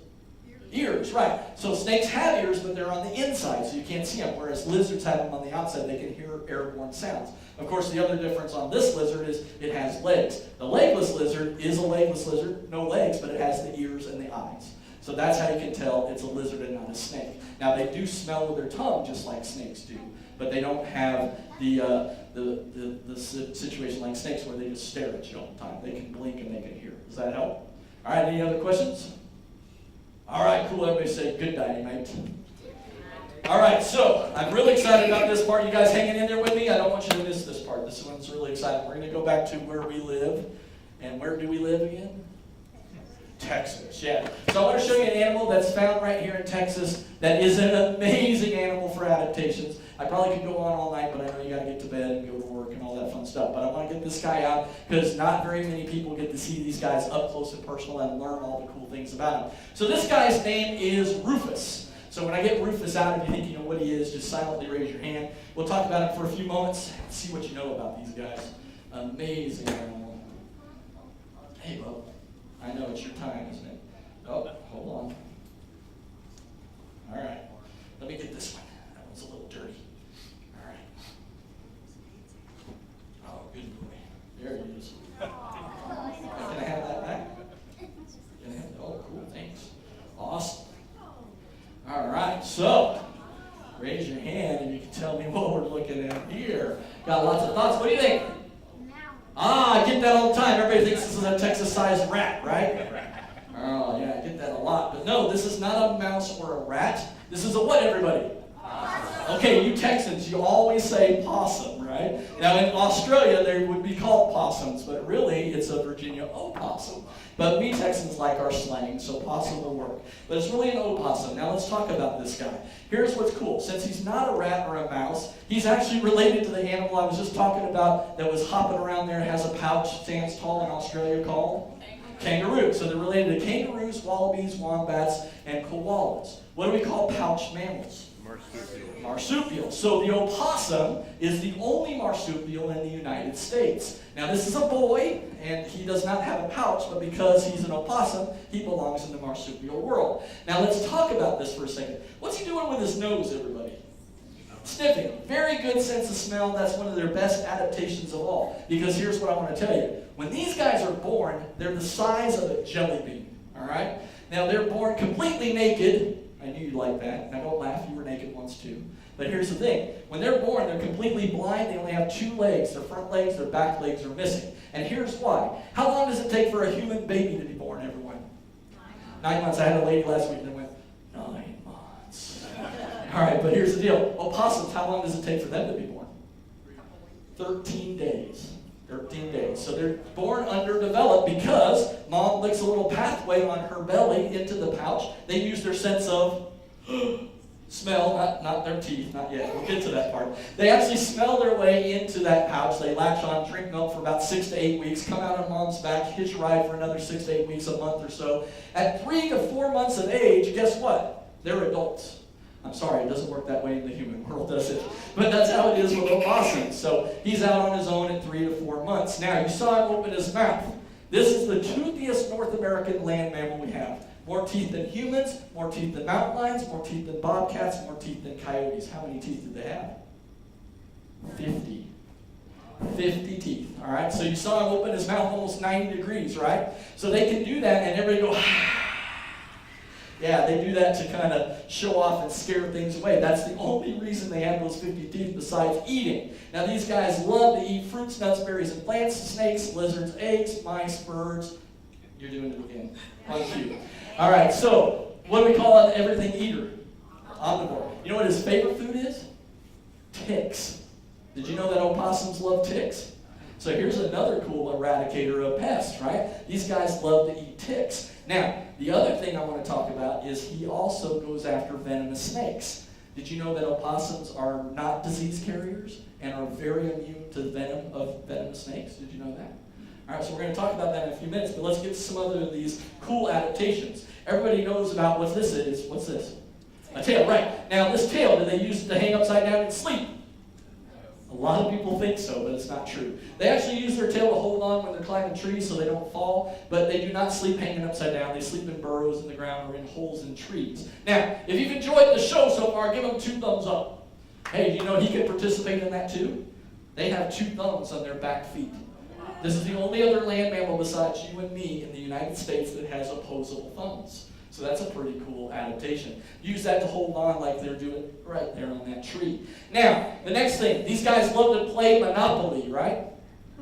Poker, right? Now, what do they play? They play dead or possum, right? Now, they don't even think about it. It's not an instinct. It's just kind of spontaneous. Everybody go, pooh! Yeah, now they don't make the poo noise. That's the stuff that comes out of the backside. We're not going to talk about it anymore. But anyway, they do pass out. They can actually make themselves smell like death. They smell like poop and dead animals. Animals come up there and sniff them. Ooh, I don't want to eat that, and they take off. He'll wake up and go the other way. So it works out pretty good for these guys. All right, so let me show you a few things that we're talking about. We talked about the cool king snake, right? Guess what we're doing now? We're even finding out, because I told you these guys are immune to venomous snake bite, these guys are immune to venomous snakes from Mexico all the way to Canada. All right? So National Geographic and several other groups have done some research with these guys, put out an article back in 2015. They've actually come back and revisited it some here recently, that opossums could hold the key to saving snake bite victims. So scientists have pinpointed a compound in the marsupial's blood that actually neutralizes venom. Now that could really help us with anti-venom and be kind of a universal anti-venom, because they also introduced it to a Russell's viper. That's from Africa, and it actually broke down that venom too. So that's an amazing thing, that these animals, even though people think they look like rodents and are pests, they're amazing and adapted to their environment to survive, and they could help us, right? So any questions about opossums? Yes, ma'am. How long do they live? Great question. In the wild, they're lucky if they make it 2 years. But you were asking about, do they ever stop growing on the tortoise? Guess what? Opossums never stop growing as long as they're living. All right? So they could get to the size of a medium-sized dog, but most of them get predated on or hit by a car or things like that. So they have a lot against them, a lot stacked against them, and I think that's why that gestation period is so quick. You know, they can have 13 babies at a time, because that's the amount of nipples mom has. Any more than that, they pass away. But they have quite a lot of babies, 2 breeding seasons a year, so they're pretty prolific. They do pretty well, but they don't live very long. Now, in the captivity, 5 to 7 years. I've had one live as long as 7 years. And her name was Radar. She was cute. All right. But any questions beyond that? Yeah? Well, they're around in the city. Is there any negatives of being around other than they eat cat food? Yeah, you're putting out the free buffet for them with the cat food. But no, there's no negatives about these guys, because, you know, people say, oh, they carry rabies, they carry all these diseases. No, they don't. But they eat a lot of stuff that we don't want to have around. I mean, they are the omnivore of all omnivores, and especially eating ticks with all the diseases we're hearing about with Lyme disease and things like that. Great animal to have around. Let's keep it going, because these guys are great. But good question. I had cat food out on the front porch, and I had a cat eating it, and then a raccoon came out and drove the cat away. Yes.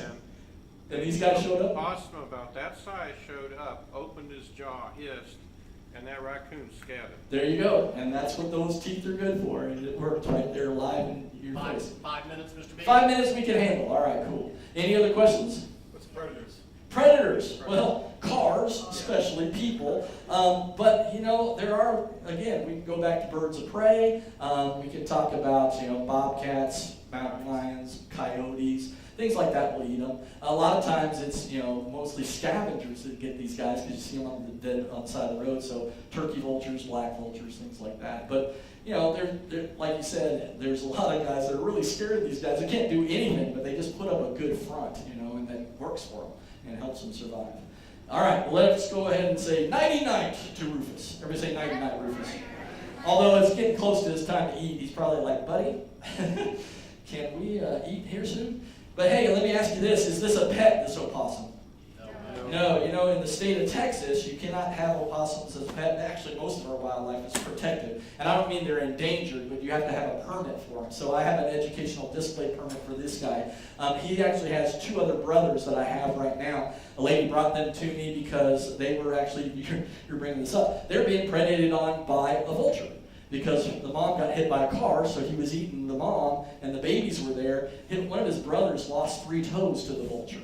So they rescued him. The only problem is she did the right thing, but she kept them a little too long, so they can't be put to the wild now. So they're very, very habituated to people. So that's why we have them for education. But an amazing animal, nonetheless.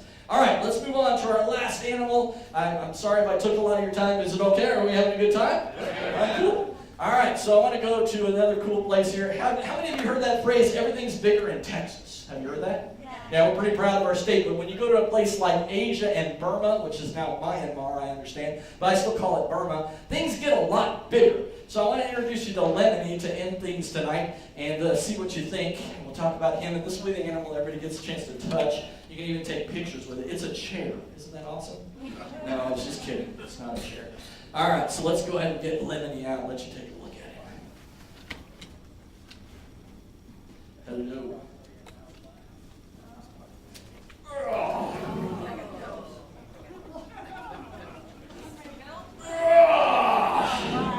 It's a whole lot of enchilada. All right. All right, you sit here. Be good. All right, cool. So, everybody looking at this. This is the way they really should look. This is how this guy looks. This is a Burmese python. All right, so he is actually an albino. So this is an actual real phrase called amelanistic. So he's missing his black and brown pigment like we saw with the natural colored one. He was bred in captivity to be this color. Again, there's a lot of breeders that make a lot of money off of these strange colors. But in the wild, do you think he could survive?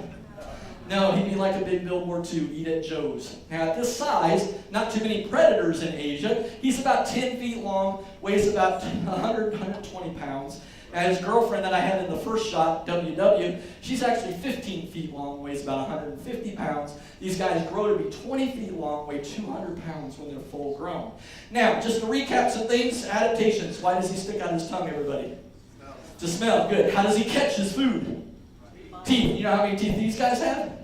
200. Now, they're all angled backwards like fish hooks. He's got a whole row of them on the top roof of his mouth, or top gum line, bottom gum line, but then 2 rows on the roof of his mouth. That's how they're able to grab things that are big. At this size, he's eating rabbits and guinea pigs. When they get to be 20 feet long, 200 pounds, they actually eat pigs, deer, and alligators. All right? So these guys can consume really big prey items, and they're able to do it by, how do they kill it? Squeeze it, stop the heart from beating. Then, how does he swallow something 2 to 3 times the size of his head? Stretch, very good. He's got this line right here I was telling you about where they actually can move sideways too. Now here's another adaptation that's kind of cool. Look at the front of his face. You see these rows of holes? You might even see it up there, the rows of holes under his nostrils. You see those? Everybody take your arm and go, woo! Are they armpits? No, they're heat-sensing pits. So like our pit vipers only have 2 of those, these guys have a whole row of them. So they can actually, like superheroes, have X-ray vision. This superhero of nature actually senses heat in complete darkness. So if a pig goes by, whammo, he can grab it because he uses those pits. Pretty cool? All right, so you guys have probably heard about our conservation nightmare, right? So these guys, it used to be thought that people were going to Florida and dropping these guys off. That's just kind of insane. That wasn't happening. You know what happened? Hurricane Andrew. All right, so when Hurricane Andrew came through Florida, that's where these guys are bred in captivity. So there are all these warehouses that got hit by the hurricane, and these guys got out in massive quantities, and when they actually have babies, this is a boy, by the way, but WW is a girl, when they lay eggs, they can have 35 babies at a time, and it's like constant. So that's why we're having so much trouble with them in the Everglades with our native wildlife, decimating them. See alligators and them fight each other because they're prey items for each other, but it's really become a big problem, so there's an open hunting season on these guys. A lot of bounty for them. Kind of sad, but that's a perfect environment for these guys, but it's been an introduced species that should have never happened. So it's something we have to work on together to kind of eradicate. But an amazing animal nonetheless, where it lives, and definitely give you a chance to to learn about him and touch him tonight. Any questions about this guy? Yes? You talked about it killing by cardiac arrest. Yes. I thought it was suffocation. No, it's not suffocation. That happens later. So they stop the heart from beating. What causes the cardiac arrest? Because they're squeezing so tight, they're around that area of the body, they can actually sense and feel the heart beating and the movement of that animal. So they just keep tightening up. If you look at that deer right there, I mean, he's just right around that area, and he just keeps squeezing until that heart stops. And then when the heart stops, the breathing stops. So it's not a suffocation thing at all. It's totally a heart stoppage thing, a cardiac arrest situation. Yeah, for sure. Any other questions? Yes? Do they have any natural enemies in Myanmar? Okay, do they have any natural enemies in Myanmar? People. Yeah, people eat these there. Because, I mean, a snake this size could feed a family of 4 for a month. All right? So people are the big ones. But, you know, they have some big cats there and things like that. When they're smaller, birds of prey, of course. When they get this big, top of the predator chain. They're the top dog. There's not too many things other than people that go after them. So good question. You had a question over here? Is it venomous? Is it venomous? That's a good question. Now, what is Mr. B doing? Holding it. And if it's a Burmese python, it's a squeezer, right? We talked about that. So it's a constrictor. So if you're a constrictor, you have no venom. If you're venomous, you never constrict, right? So that's the difference. But on the picture I just saw slit eyes. Oh, okay, let's talk about that. She said on the picture, I see slit eyes. So we've been taught that here in North America, that if you have a vertical pupil, you're a venomous snake, right? When you leave our country, that rule changes. Because pythons and boas have vertical pupil eyes because they come out in darkness, right? So they get more light that way. Plus, look at his head. Is it triangular? Yeah, so he's non-venomous. All right, well, it looks like I'm going to have to wrap it up, so here's what we'll do. First of all, did you have a good time? Yeah. All right, thank you. I appreciate it. Thanks for going wild with us. Again, I'm Mr. B with Wildlife on the Move. The one thing I didn't get to talk to you about, I know y'all are nonprofit, we are too. We're participating in North Texas Giving Day as well, so tell your neighbors, tell your friends to help both of us out, because we have to raise money for these guys. The other thing I want to tell you about real quickly is Ascend Camp and Retreat Center. Got a lot of information over there for your camps, your kids, and you guys coming out and staying with us. We have lots of cool activities. We can do my live animal show there. We have horseback riding. We have a petting zoo that I just designed in May, so I can tell you more about it. But you got something to make an announcement for, and then I can tell them how we're going to touch this? I know. I was doing, while I make my announcements, anybody wants to come up Yeah, and this is take how a we're minute? going to do this, though. Everybody show me 2 fingers like this. We're going to take the oath of touching animals. Everybody say, I. Repeat your full name.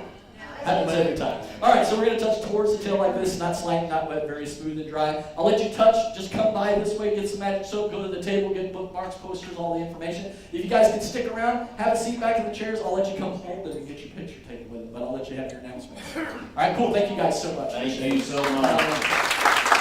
Yeah, they kick us out of here. They kick us out of here at 9 Okay, o'clock. yeah, sorry about that. But yeah, definitely come by, pick up his literature. North Texas Giving Day, they're here. Sierra Club is on the list also. Yeah. 2 final things. One is Kirk reminded me to make sure we eat all the rest of the food. We don't want any food to go to waste. And for those of you who didn't get dinner, several of us, we go to, what's the name of it, David? Rio Bravo. Rio Bravo up on Midway. Go north on Midway, just before you get to Beltline, it's on the left. Food is good, service is pretty good, and we meet there and we can talk about other things. But yeah, come up and get your photo with this last friend, and we appreciate you coming, and we will see you next month. Thanks again. Thanks, guys. All right. Now come on down. We're going to touch first, and then you want to hold them. I'll get them off this chair and let you do that. So take your time, come and touch them and take pictures of them on his own, but then we'll let you hold them. So come on down. Just come. Take a line, go this way. Get some magic soap. Get a bookmark, get a poster. I'll even sign posters after we're done with animals if you want to grab one. Very cool. I'll let you hold them here in a second. Anybody else want to touch them before you head out? Come on down. Have you heard of any sightings in like Louisiana, East Texas? Yeah. There's been a lot of speculation that they could move that direction, but I haven't heard of anything yet. Just people release them, discuss the Yeah. They do that, but I mean, it was kind of funny when everybody said, oh, these are being released in Florida. Well, that's not going to be the case. Yeah. But I haven't heard of anything getting into those other environments yet, but it could happen. Every so often I find Yeah. Those guys got out too, and reticulated pythons and rock pythons, all kinds of stuff that they were breeding in captivity. Is it still legal to sell? It is, actually. Yeah, there's shows that actually do some. They don't make the best pet for everybody. That's what we kind of talk about, is that this is not the best pet for everybody. And we always tell everybody, read everything you can about your animal first. Get the equipment you need, then get your animal, and remember how long it lives. Because these guys go 35 years in captivity. Yeah, or a corn snake or something like that. I'm sorry? Yeah, he shed actually last week. Yeah, last week he shed. Anybody else want to touch before we let you hold him? Does it snake decide to strike out like that? Oh yeah. When it's time to eat, he strikes really fast and grabs with his teeth. About a quarter to, a quarter or so. Yeah, it's not half, but about a quarter or so. All right, let me get him off this chair. I can let you guys hold him here. That's going to be a fun project.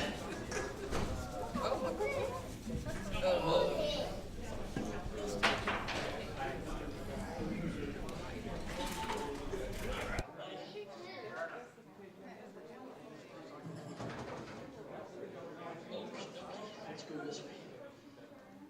Going under. There you go. All right, cool. All right, so you kiddos, it'd probably be easier if I sit in this chair. Yeah, maybe. All right, cool. All right, so kiddos, you come right over here. I'm going to sit in the chair with him on my lap, and I'll give you the tail part. Come on this side for me. All right, so go ahead and scoop him up right there. RJ, you can come in here. Come right there. There you go. Hold him up, smile, say cheese. You know, if you move just a little bit this side. Awesome. Thank you. Thank you so much. Appreciate it. All right, anybody else want to come in? Come on in. That's crazy. All right, so come right behind him there and just scoop him up from the floor. You guys can work together. Come on over. Yeah, just scoop him up. Scoop him up right here in the middle. Awesome. Smile. All right, thank you so much. All right, anybody else want to hold him? Yeah, come on up. Yeah, you got to hold it. All right, so we're just going to scoop up. Oh, him? Oh, yep. The handler. There you go. Thank y'all for coming. That was great. Awesome. Did you get it? All right, set him down gently there. Thanks. Who's my next victim? I mean, next holder. All right, come on up here. Hey, ladies, can you move one way or the other? Thanks. All right, just scoop him up. There you go. Yeah, it's a whole lot of enchilada.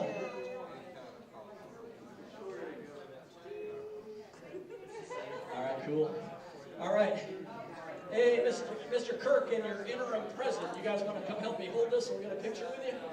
Any other members want to get in? We can put 6 people here. You go. Corey. Yeah, somebody take it for us? Yeah, anybody else want to come in? We can take 6 people. Yeah, come on in. We're going to stretch him out. Chris, come on, Yep. Chris. Come on. Yeah, there you go. All right, so y'all come on under, scoop him up. Yeah, come right here. Awesome. There you go. All right, smile.